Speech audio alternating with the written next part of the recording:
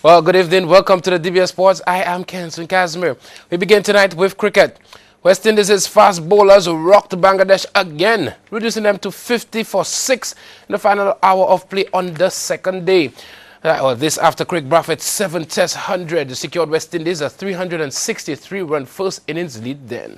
Well, Kemar Roach, who had wrecked Bangladesh in the first innings, did not even take the field in the second innings because of a hamstring injury. But Shannon Gabriel blew the visitors away with sheer pace unbound on day 3. Gabriel, fresh from a 20-wicket series against Sri Lanka, dismissed Tamim Iqbal soon after the opener had become the first Bangladesh player to 4,000 test runs. Well, scores in this match. In the first innings, Bangladesh, they were bowled out for 43. Kemar Roach, he picked up 5 wickets for just 8 runs. In response, West Indies put up 406 all out. Brathwaite, he top scored with 121. In the second innings, Bangladesh, they were bowled out for 144. Shannon Gabriel, he finished with 5 for 77. West Indies, they won on the first innings. They won by an innings and 219 runs. Well, St. Lucia's reigning Junior Cricketer of the Year, Junior Sportsman of the Year, West Indies under-19 batsman Kimani Melius, he picked up 3 awards at his school's graduation ceremony.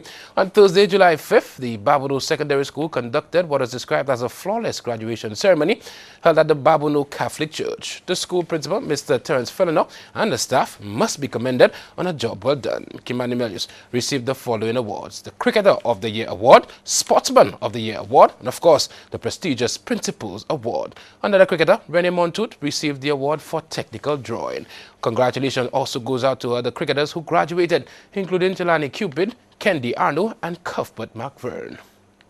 Well, Moshi FC's Troy Greenidge continues to add to his resume as possibly the most clinical striker on Ireland at the moment. The leading goal scorer in the latest SLFA organized competition on Ireland got on the score sheet yet again, as Grosley got over Denry in the Coca-Cola Island Cup.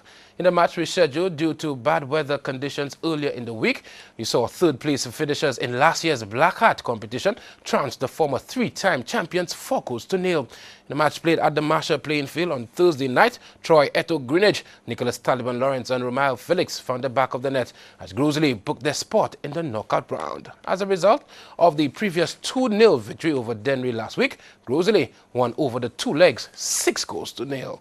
The result means that Grosley earns the right to play last year's Visions champions and Black Hat runners-up Canaries in the quarterfinals. That match is scheduled for Saturday, 7th July 2018 at 6 p.m. at the Marshall grounds. Well, Marshall will play South Castries at 8 p.m. Meanwhile, the Mon Repos SLFA Promotional Cup kicked off yesterday at the Wen playing field with Young Strikers Sports Club thrashing Lobar Youth and Sports Club 5 goals to 1.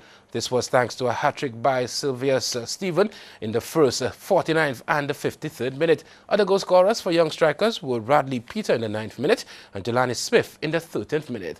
Consolation goal for Lobar came from Kenan Shalry in the 73rd minute. The next game is on a Friday, that was today, the 6th of July, between Prale Bay United and True Glory Movement at Wen playing field. That game played at 4 p.m. We'll provide the result as soon as they become available.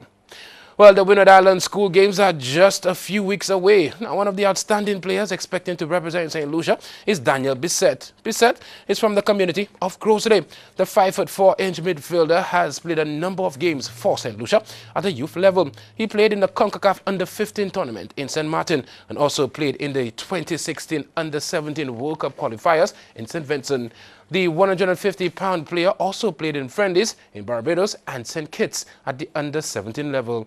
Born on the 11th of October 2000, young Bissett hopes to continue his studies in hospitality. Daniel Bissett will also be representing St. Lucia in track and field at the games. Well, when we take a break, but when we get back, you don't want to miss our so sad moment of the week, Brazil.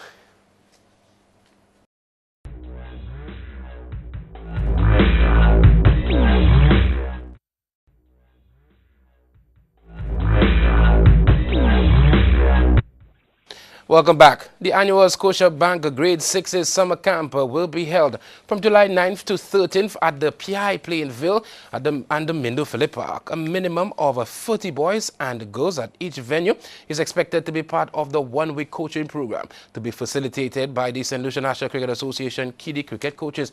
David Oliver will be the facilitating coach for the Mindo Phillip Park venue, with assistance from Kiddie Cricket coaches Alan Ashby, Ashlyn Edward and Eldridge Charles.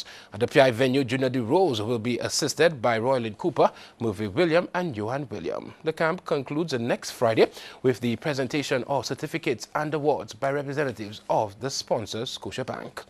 Well, five-time Wimbledon champion Venus Williams became the 8th of the top 10 seeds to be knocked out after the third-round defeat to Kiki Bertens. Now, 9th seed Williams at 38 was beaten 6-2, 6-7, 4-6, 8-6 by the 26-year-old Dutch woman on court 1. Williams' fellow American Madison Keys lost 9 consecutive games in her defeat to qualifier Evgenia Rodina.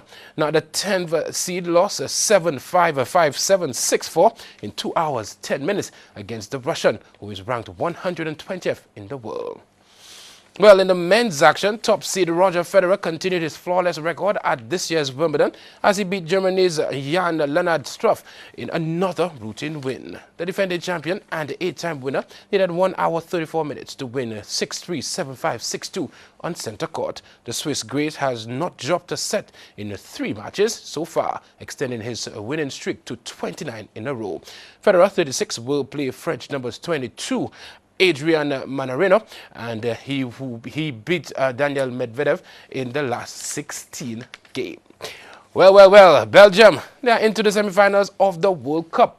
Belgium produced a brilliant performance to knock 5-time winners Brazil after the World Cup and reached the semi-finals for the first time since 1986. Roberto Martinez's side turned on the style in Kazan to clock up their 5th straight win of the tournament and ensure the semi-finals will be contested by 4 European sides for the first time. Brazil had considered just 1 goal in their past 4 games in Russia, but were behind early when Chadli's corner struck Fernandinho's arm and flew into the net. The 10th own goal of this World Cup.